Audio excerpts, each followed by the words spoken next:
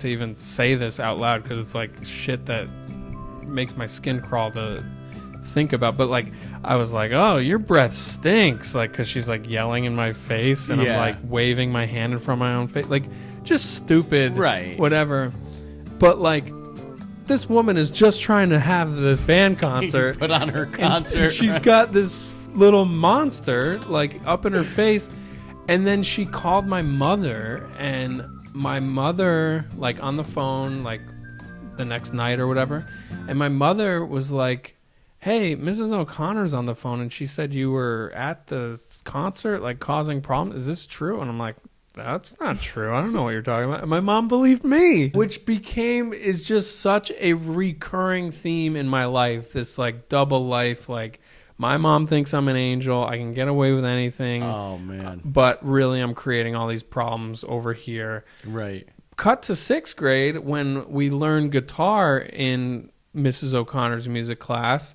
I fall in love with the guitar. Right. I win a music award that year, and like I guess all that was squashed because we finally connected on something that like was important to me. Right. You know? Okay. And but I don't think I ever like had the words or emotional capacity to say like, hey, I treated you really poorly, and I'm not proud of that. Like, I wish I didn't treat you that way. And then this obituary comes, and me and my buddy, like, had some laughs about it, but at the same time, like, I got a little emotional thinking, like, this lady brought so much joy, and, like, the obituary was beautiful. Just about how much she loved music, and she traveled the world and, like, kept learning about music to teach to her students, and I got to experience that from her, but I treated her like garbage. Right. You know? Yeah, but because what 11 or 12-year-old has the emotional capacity to be able to say like, hey, sorry I was a jerk, or,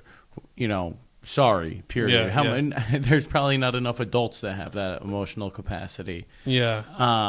So I think that like when a teacher does connect with you, right, like you said, you guys connected on music and playing guitar, which I want to touch back on that in a second, but I think that there's a certain amount of like realizing that process from the teacher's point of view of like, I did reach this kid. A year ago, this kid was trying to terrorize my concert, and now this kid's going to be in my concert. That's interesting. And so I think that there's definitely like a takeaway of, you know, what goes unsaid. Yeah. You know, those things that you can't put into words. Yeah, and I assume teachers also get like a black belt in detachment and not taking things personally, and like just like, you know, if this kid's going to treat me this way, I'm not going to like lose sleep over it. But right.